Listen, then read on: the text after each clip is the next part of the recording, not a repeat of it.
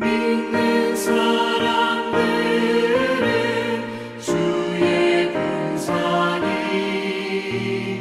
앞서가신 주를 따라갑시다.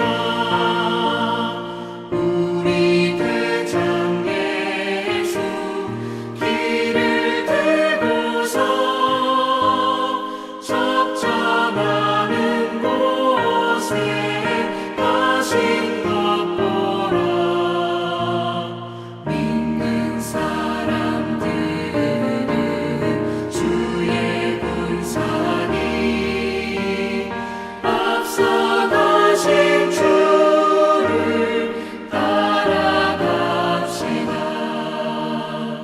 원수마귀 모두 쫓겨가기는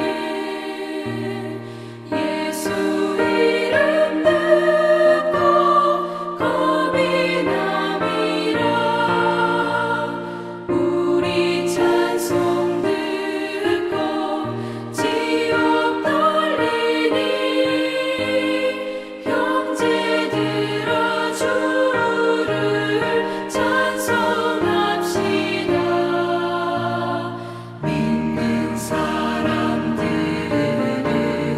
주의 군사니 앞서가신 주를 따라갑시다.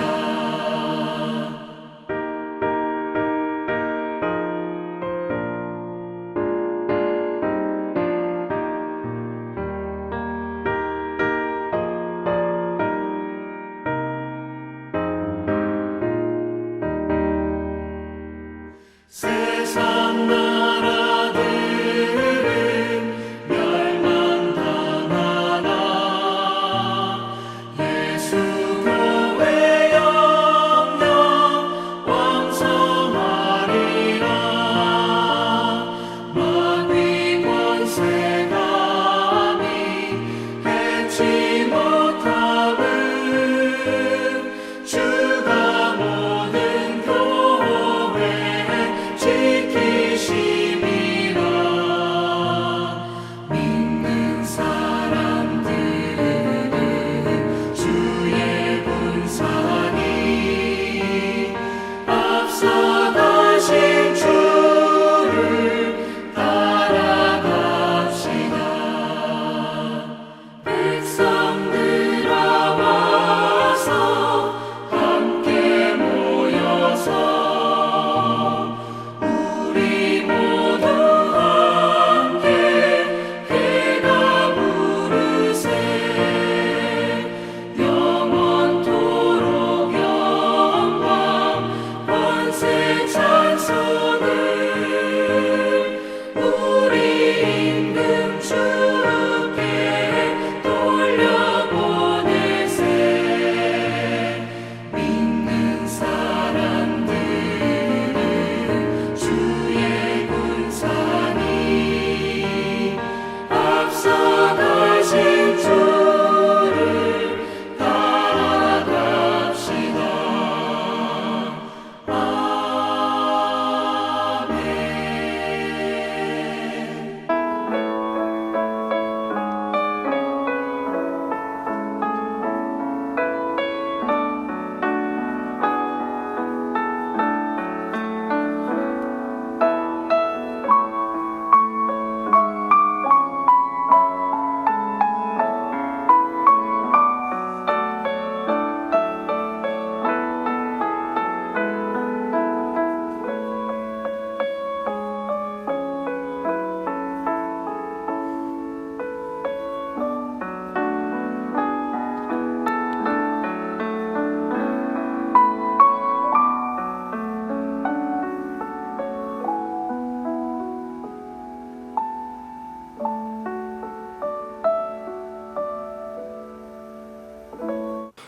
오늘 함께 묵상할 말씀은 민수기 26장 1절로 4절, 9절로 11절, 51절로 56절, 63절로 65절 말씀입니다. 1절 연병 후에 여호와께서 모세와 제사장 아론의 아들 엘르아살에게 말씀하여 이르시되 이스라엘 자손의 온 회중의 총수를 그들의 조상의 가문을 따라 조사하되 이스라엘 중에 20세 이상으로 능히 전쟁에 나갈 만한 모든 자를 계수하라 하시니 모세와 제사장 엘르아살이 여리고 맞은편 요단가 모압 평지에서 그들에게 전하여 이르되 여호와께서 애굽 땅에서 나온 모세와 이스라엘 자손에게 명령하신 대로 너희는 20세 이상 된 자들을 계수하라 하니라. 엘리압의 아들은 르무엘과 다단과 아비람이라. 이 다단과 아비람은 회중 가운데에서 부름을 받은 자들이니 고라의 무리에 들어가서 모세와 아론을 거스러 여호와께 반역할 때에 땅이 그 입을 벌려서 그 무리와 고라를 삼킴에 그들이 죽었고 당시에 불이 250명을 삼켜 징표가 되게 하였으나 고라의 아들들은 죽지 아니하였더라. 이스라엘 자손의 계수된 자가 60만 1730명이었더라. 여호와께서 모세에게 말씀하여 이르시되 이 명수대로 땅을 나누어 주어 기업을 삼게 하라.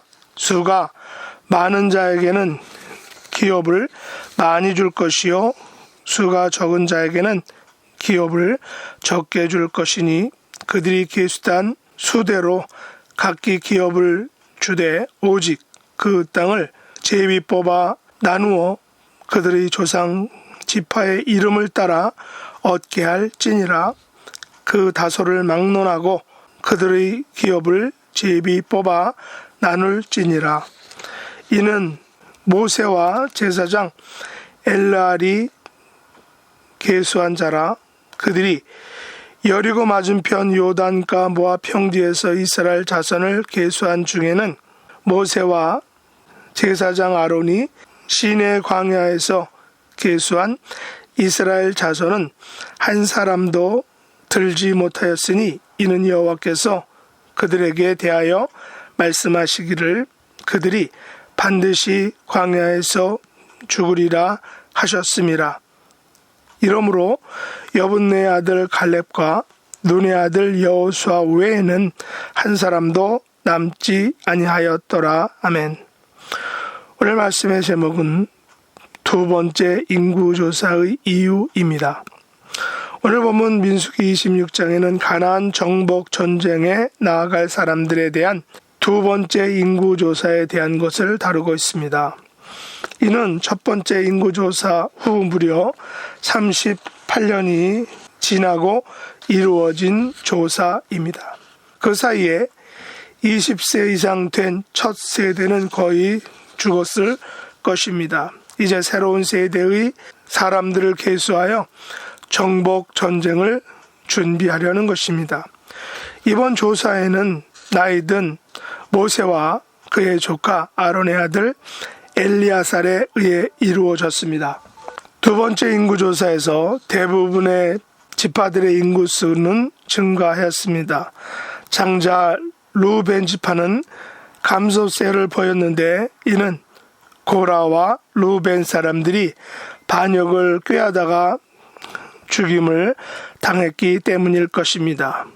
그러나 감소에도 불구하고 그 후 성장하여 거의 전과 같은 수를 회복하였음을 볼 수 있습니다.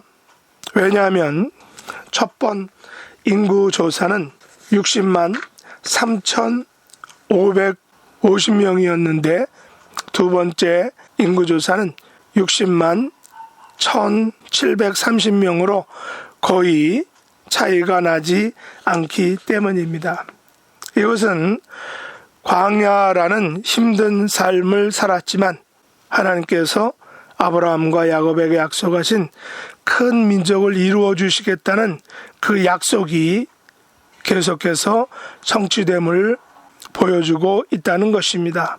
그리고 53절과 54절에 보면 하나님께서는 명수대로 땅을 나누어 주어 기업을 삼게 하셨습니다.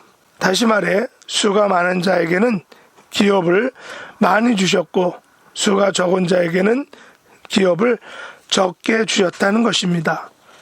단지 그 다소를 막론하고 그들의 기업을 제비 뽑아 나누어 주었다라는 사실입니다. 이것은 동일 분배와 제비 뽑기가 혼합된 기업 분배의 방식이었습니다. 숫자에 따른 배분은 지파의 숫자에 따라 받게 되지만 어떤 땅을 가지게 될지에 대해서는 오직 제비 뽑기에 달렸다라는 것입니다. 땅에 대한 최종 결정자는 오직 하나님이시다라는 것을 우리가 알 수 있습니다. 이스라엘의 인구 증가와 성장은 하나님께서 아브라함과 그의 후손들에게 하신 분명한 약속이었습니다. 그래서 하나님께서는 고라와 루벤 지파 중 250명을 죽이셨지만 오늘 11절에 보면 고라 자손 아들들은 죽지 않았다라고 이렇게 말하고 있습니다.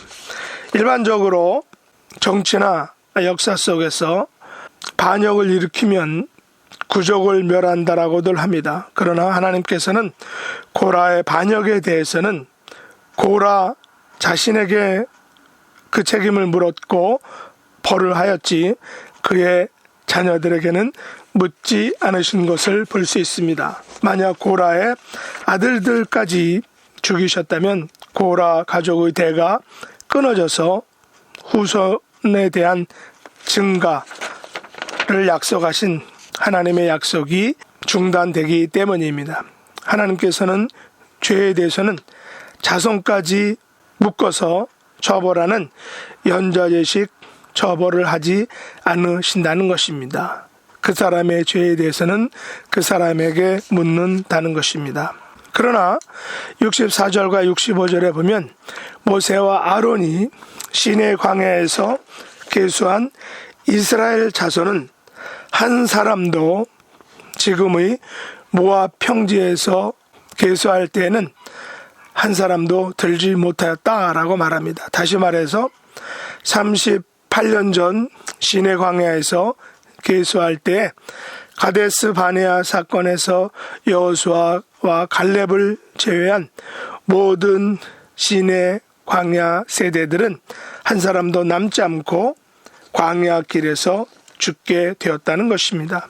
이것은 하나님께서 말씀하신 것은 얼마나 정확하고 분명한지를 보여주고 있습니다.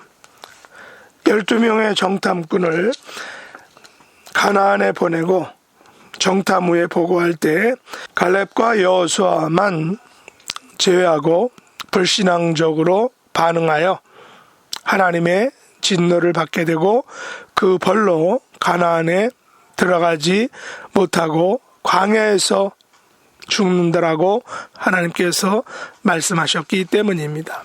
그렇다면 시내 광야에서의 1차 인구조사와 모압 광야에서의 2차 인구조사 결과는 총 인구 숫자가 차이가 없는 것을 통하여 하나님께서 아브라함과 야고보에게 약속하셨던 성장과 번영의 축복이 성취되었음을 보여주고 있는 것입니다.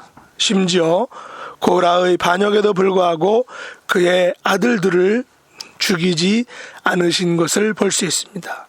그러나 불신앙의 광야 1세대들은 여호수아와 갈렙을 제외하고 모두 광야에서 죽게 되므로 2차 인구조사에는 한 사람도 들지 못하는 것을 통하여 하나님의 약속과 말씀이 분명하게 성취되었음을 보여주고 있는 것입니다. 오늘도 우리들의 영육간의 성장을 원하시고 축복하시는 하나님께서 함께 해주시고 또 복 주시는 복된 날 될 수 있기를 예수님의 이름으로 축복합니다. 기도하겠습니다. 하나님 아버지, 모압 광야에서의 2차 인구조사를 통하여 아브라함에게 약속하신 것을 성취해 주심을 감사합니다. 고라의 아들들을 살려 주시지만 가데스 바네아 사건에서 불순종과 불신앙을 보여준 광야 1세대들을 2차 인구조사에 들지 않게 하심으로 하나님의 말씀이 분명하게 성취됨을 보여주셨습니다. 하나님 앞에서 온전하게 순종하는 그런 복된 하나님의 자녀들이 될 수 있도록 함께하여 주시옵소서. 예수님의 이름으로 간절히 기도드리옵나이다. 아멘. 하늘에 계신 우리 아버지여, 이름이 거룩히 여김을 받으시오며 나라의 임하옵시며 뜻이 하늘에서 이룬 것 같이 땅에서도 이루어지이다. 오늘날 우리에게 일용할 양식을 주옵시고 우리가 우리에게 죄 지은 자를 사하여 준 것 같이 우리 죄를 사하여 주옵시고 우리를 시험에 들게 하지 마옵시고 다만 악에서 구하옵소서. 대개 나라와 권세와 영광이 아버지께 영원히 싸움나이다. 아멘.